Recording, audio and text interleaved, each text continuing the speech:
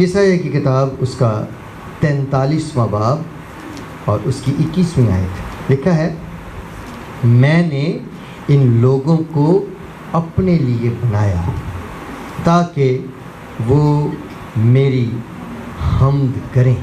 پاک کلام کے پڑھے اور سنے جانے کے وسیلے سے ہم سب کو برکت ملے۔ تو یہاں پر خدا نے بڑے واضح طور سے انسانوں کو، ان لوگوں کو بنانے کا مقصد بیان کیا ہے۔ میں نے ان لوگوں کو اپنے لیے بنایا ہے۔ ہمیں کس کے لیے بنایا ہے خدا نے؟ ہمیں اس نے اپنے لیے بنایا ہے۔ ہماری زندگی میں اول درجہ ہمارے خدا کو ملنا چاہیے۔ ہماری زندگی میں اول مقام ہمارے خدا کو ملنا چاہیے، کیونکہ خدا نے ہمیں اپنے لیے بنایا ہے۔ اس نے ہمیں اپنے لیے بنایا ہے، ہم اس کے لیے بنائے گئے ہیں تاکہ کیا کریں؟ خدا کی حمد کریں۔ جب ہم پورے طور پر اس لیے بنائے گئے ہیں کہ ہماری پوری شخصیت، ہماری روح، جان اور بدن اور جو کچھ ہم میں ہے وہ سب کچھ خدا کی حمد کے لیے کام میں آئے، تو ہمیں اسی طرح سے کرنا ہے۔ ہم نے اپنی روح، جان اور بدن اور جو کچھ ہم میں ہے اس سب سے اپنے خدا کی حمد کرنی ہے۔ اچھا، کیوں؟ پہلی بات تو یہ ہے کہ خدا نے بنایا اس لیے ہے کہ حمد کرنی ہے۔ نمبر 2، زبور کی کتاب میں سے اس کا 33واں باب پہلی آیت میں، اے صادقو خداوند میں شادمان رہو، حمد کرنا راست بازوں کو زیبا ہے۔ اب اس لیے ہمیں بنایا گیا ہے کیونکہ خدا کی حمد کرنا یہ راست بازوں کو زیبا ہے۔ وہ شخص جس نے توبہ کر لی ہے، جس نے اپنے گناہوں کا اقرار کر لیا ہے، جس نے اپنے برے کاموں کو ترک کر دیا ہے، جس نے گناہوں سے چھٹکارا حاصل کر لیا ہے، وہ راست باز ہے، اب وہ صادق ہے۔ اس کی حمد خدا کے حضور میں مقبول ٹھہرے گی، اس کی حمد سے خدا خوش ہوگا۔ اس لیے بائبل میں لکھا ہے کہ حمد کرنا راست بازوں کو زیبا ہے۔ آپ خدا کی حمد کرنا چاہتے ہیں، اب اس کی راست بازی کو ڈھونڈیں۔ اس کی راست بازی کیسے ملتی ہے؟ اپنے گناہوں کا اقرار کرنے سے اور ان کو ترک کرنے سے۔ جو غلطیاں کرتے آئے ہیں باپ دادا سے، ان کا اقرار کریں اور ان کو چھوڑ دیں، آئندہ وہ غلطیاں نہ دہرائیں، تو پھر آپ راست باز ٹھہرائے جائیں گے خدا کی طرف سے۔ برے کا لہو، یسوع کا پاک لہو آپ کو تمام ناراستی سے پاک کر دے گا اور آپ کو اس لائق بنا دے گا کہ آپ بڑی دلیری سے خدا کے سامنے، اس کے تخت کے سامنے آ سکیں گے، اسے اے باپ کہہ کر بڑی دلیری سے پکار سکیں گے، اس کی حمد کر سکیں گے۔ اور وہ حمد جو راست بازی کی حالت میں آپ کے اندر سے نکلے گی، یہ وہ حمد ہے جس سے وہ راضی ہوتا ہے، یہ وہ حمد ہے جس پر وہ تخت لگا لیتا ہے، یہ وہ حمد ہے جس میں وہ حاضر ہوتا ہے۔ ایسی حمد جس دل سے اٹھے گی، خدا اس دل میں بسے گا، کیونکہ وہ ہماری حمد و ثنا میں رہتا ہے، وہ ہماری حمد و ثنا پر تخت لگاتا ہے۔ ایسی حمد و ثنا جس منہ میں سے نکلے گی، خدا اس میں بسے گا۔ ایسی حمد و ثنا جس گھر میں سے نکلے گی، خدا اس گھر میں بسے گا۔ ایسی حمد و ثنا جس کلیسیا میں سے نکلے گی، خدا اس کلیسیا میں نظر آئے گا، کام کرے گا، وہاں وہ بسے گا، کیونکہ خدا ایسے ہی سچی حمد و ثنا میں رہنا پسند کرتا ہے۔ خدا نے آپ کو اپنے لیے بنایا ہے تاکہ آپ اس کی حمد کریں۔ سو میرے عزیزو، خدا کی حمد کیا کریں۔ یاد رکھیے، جب خدا کی حمد آپ کے دل سے نکلتی ہے، کبھی کبھی ہم سوچتے ہیں کہ ہم تب خدا کی حمد کریں گے جب وہ کچھ ہمارے لیے کرے گا،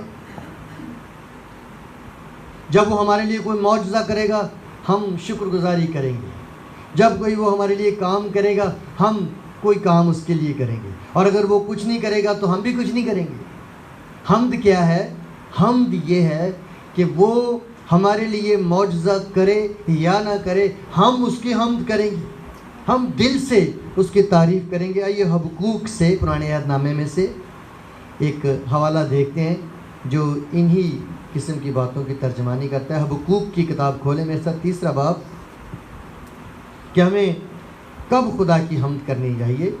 صرف اس وقت جب وہ ہماری زندگی میں بڑے بڑے کام کرے، یا دکھ کے وقت بھی، مشکل کے وقت بھی اس کی حمد کرنی چاہیے۔ دیکھیے حبقوق کی کتاب اس کا 3 باب اور اس کی 17 آیت میں لکھا ہے، اگرچہ انجیر کا درخت نہ پھولے اور طاق میں پھل نہ لگے اور زیتون کا حاصل ضائع ہو جائے اور کھیتوں میں کچھ پیداوار نہ ہو اور بھیڑ خانے سے بھیڑیں جاتی رہیں اور طویلوں میں مویشی نہ ہوں، تو بھی میں خداوند سے خوش رہوں گا اور اپنے نجات بخش خدا سے خوش وقت رہوں گا۔ آمین۔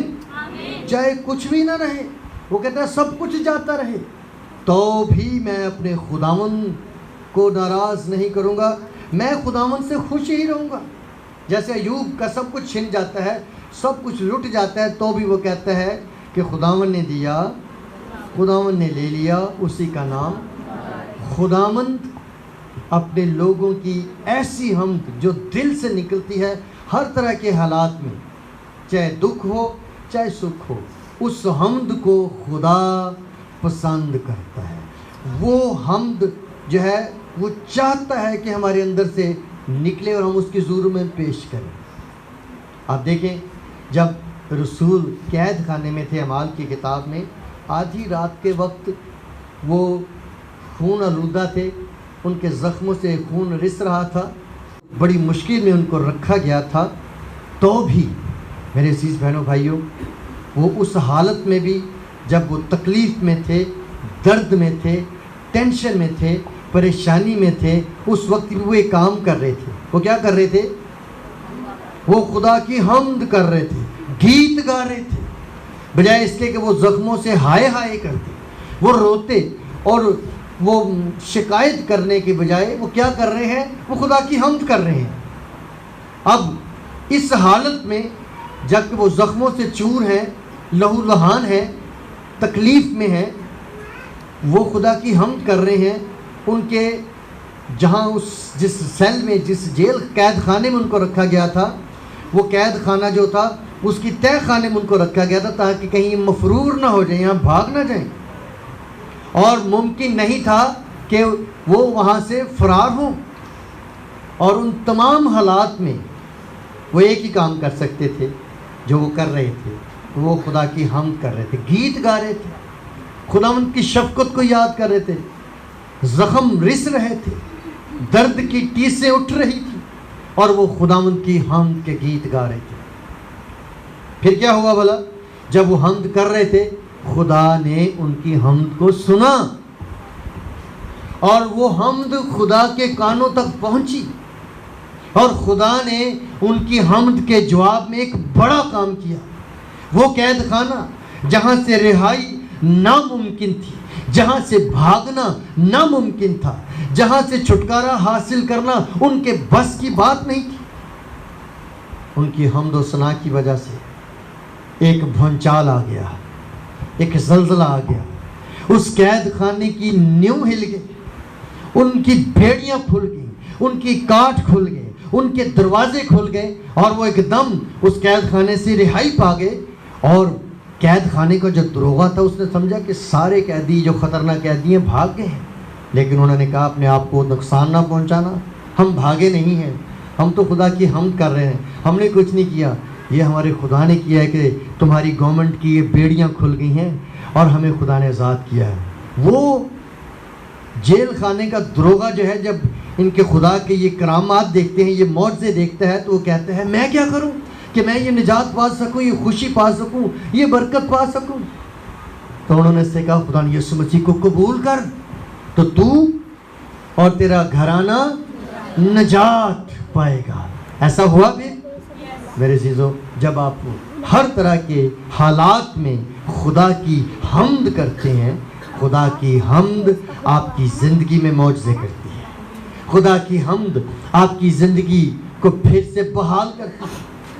آپ اس بات کا دھیان نہ دیں کہ آپ صحیح چل نہیں سکتے، آپ بیٹھ نہیں سکتے، آپ کی جوڑوں میں پرابلم ہے، آپ کی زندگی میں پرابلم ہے، کسی کو سانس کی پرابلم ہے، کسی کو آنکھوں کی پرابلم ہے، کسی کے کندھے درد کرتے ہیں۔ کیا ان حالات میں ہم حمد نہیں کر سکتے؟ کیا بیماری کی حالت میں ہم حمد نہیں کر سکتے؟ وہ جو شخص جو ہاسپٹل میں اس بیڈ پر لیٹا ہے جہاں ہر طرف اس کو نالیاں لگی ہیں، سوئیاں لگی ہیں، مشینیں لگی ہیں، کیا وہ اس حالت میں خدا کو یاد کر سکتا ہے؟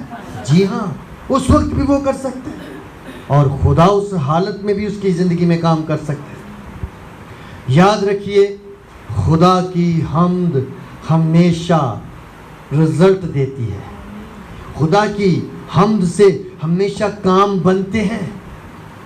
بائبل مقدس میں لکھا ہے کہ جب کاہن اور ساز بجانے والے اور گانے والے مل گئے اور سب نے مل کر خدا کی حمد کے گیت گائے تو وہ جگہ جہاں وہ کھڑے تھے، وہ سارا مکان، وہ گھر خدا کی حضوری سے، خدا کے ابر سے بھر گیا، اور کاہن خدا کی خدمت کرنے کے لیے کھڑے نہ رہ سکے۔ ایسا زبردست ابر چھا گیا، ایسی ٹینجیبل انوائنٹنگ، ایسی پاک حضوری وہاں پر آ گئی کہ کاہن وہاں پر خدا کی خدمت کے لیے ٹھہر نہ سکے۔ خدا کی حمد آپ کی زندگی میں رزلٹ لائے گی۔ کیا خدا کی حمد کا مطلب ہے گیت گانا صرف؟ کیا خدا کی حمد کا مطلب ہے اچھے اچھے سازوں اور ڈھول اور ڈرم اور ڈھول کے طبلے وغیرہ کے ساتھ، اچھے سازوں کے ساتھ صرف اسی کو ہم کہتے ہیں؟ جی نہیں۔ جب پولس اور سلاس اس قید میں ہیں، کیا وہ ساز بجا رہے تھے؟ کیا ان کے ساتھ ڈھول بج رہے تھے؟ جی، ڈھول بجانا، ساز بجانا غلط نہیں ہے، یہ عین بائبل کے مطابق ہے۔ ہم سازوں کے ساتھ اس کی حمد کرتے ہیں کیونکہ بائبل میں لکھا ہے، پر حمد اصل میں کیا ہے؟ صرف گانا، سنگنگ حمد نہیں ہے۔ اس کو ہم سنگنگ کہہ سکتے ہیں، لیکن ہم تبھی بنے گی جب ہم دل سے اسے یاد کریں گے۔ اس وقت ساز اور کوئی نہیں ہوگا، وہ ہمارے دل کے اندر ہی ساز بجیں گے، ہمارے دل کے تار چھڑیں گے اور خدا معجزہ کرے گا۔ آمین۔ سو اس واسطے میرے عزیزو، ایسی حمد کریں جس کا آپ کو بھی فائدہ ہو، جس سے خدا بھی خوش ہو۔ تو وہ کون سی حمد ہے؟ حمد کرنا راست بازوں کو زیبا ہے، گناہ گاروں کو نہیں۔ گناہ گاروں کی حمد خدا پسند بھی نہیں کرتا، اور گناہ گاروں کو توفیق بھی نہیں ہوتی کہ وہ سچائی سے اس کی حمد کر سکے۔ یاد رکھیے، خدا روح ہے، اور بائبل میں لکھا ہے کہ وہ ایسے پرستار، ایسے حمد کرنے والے ڈھونڈتا ہے جو روح اور سچائی سے اس کی حمد کرے۔ کیا آپ ایسے پرستار بن چکے ہیں جو روح اور سچائی سے خدا کی پرستش کریں؟ تو اگر آپ روح اور سچائی سے پرستش کرنے والے ہیں، اگر آپ اس طرح کے پرستار ہیں، تو جب آپ کے پاس ساز نہیں بھی ہوں گے تو وہ آپ کے ساز دل کو چھیڑے گا، وہ آپ کو چھیڑ دے گا۔ آپ ٹوٹل، آپ کا پورا سراپا اس کے لیے ساز بن جائے گا، آپ اس کے لیے ساز بن جائیں گے، آپ اس کے لیے آواز بن جائیں گے، آپ اس کی حمد کے الفاظ بن جائیں گے، اور وہ آپ کو برکت دے گا۔ وہ آپ کی حمد کو سنے گا اور آپ کی حمد کو قبول کرے گا، اور وہ حمد جو قبول ہو جائے وہی حمد ہے، وہ حمد جس کی خدا داد دے، وہ حمد ہے۔ بائبل میں لکھا ہے نئے عہد نامے میں کہ ہم حمد کی قربانی پیش کریں۔ حمد کی قربانی، ہمیں بکرے لانے کے لیے نہیں کہا گیا، ہمیں بیل لانے کے لیے نہیں کہا گیا، ہمیں کیا قربانی دینی ہے؟ حمد کی قربانی۔ اب حمد کی قربانی کیا ہے جو ہم خدا کی نظر کریں؟ حمد کی قربانی یہ ہے کہ جب آپ تھکے ہوئے کام سے آتے ہیں، آپ کا جی کرتا ہے کہ اب میں صرف بیڈ پر گر جاؤں اور سو جاؤں، آپ اس تھکاوٹ کی حالت میں آپ بجائے اس کے کہ بیڈ پر لیٹ کے سو جائیں، آپ سائڈ پہ بیٹھ کے دعا کرنا شروع کریں۔ یہ حمد کی قربانی ہے۔ جب آپ کے حالات بگڑ چکے ہیں، آپ بہت کچھ کھو چکے ہیں، آپ کی زندگی میں کوئی بہت بڑا نقصان ہو گیا ہے، اس حال میں بھی اگر آپ خدا کی حمد کریں گے، خدا آپ کو برکت دے گا۔ یہ حمد کی قربانی۔ ایوب نے کیا کیا تھا؟ ایوب نے خداوند کے حضور حمد کی قربانی پیش کی تھی، جب اس نے کہا تھا کہ اسی نے دیا، اسی نے لیا، اسی کا نام۔ تو اس کا بہت کچھ کھو چکا، 10 بچے مر گئے تھے، اس کے مال مویشی مر گئے تھے، وہ لمحوں میں ہیرو سے زیرو بن گیا تھا، تو بھی اس نے ایک بات یاد رکھی کہ اس نے ان حالات میں بھی حمد کی قربانی خدا کے حضور میں گزرانی۔ یہی رزلٹ نکلا بعد میں کہ خدا نے اسے اتنی برکت دی جو پچھلی برکت سے دگنی ہو گئی۔ ایسے ہی تھا، بائبل میں لکھا ہے کہ اس کی پچھلی برکت جو بعد میں اس کو ملی، اس کی پہلی برکت سے دگنی ہو گئی، دو چند ہو گئی۔ اگر آپ چاہتے ہیں کہ آپ کا جو کھویا ہوا ہے اس سے ڈبل آپ کو مل جائے، اب سچائی سے اس کی حمد کریں، اب ہر حال میں اس کی حمد کریں۔ وہ چیز جو آپ کے ہاتھ سے نکل چکی ہے پھر آپ کو واپس مل جائے گی، اور آپ کو خدا برکت دے گا، خدا آپ کو پھر سے اٹھا کھڑا کرے گا، اور خدا آپ کو اپنے جلال کے لیے استعمال کرے گا۔ مجھے امید ہے کہ آپ کو حمد کا صحیح مفہوم سمجھ آ گیا ہے۔ اگر آ گیا ہے تو آئیے ہم خدا کی حمد کریں۔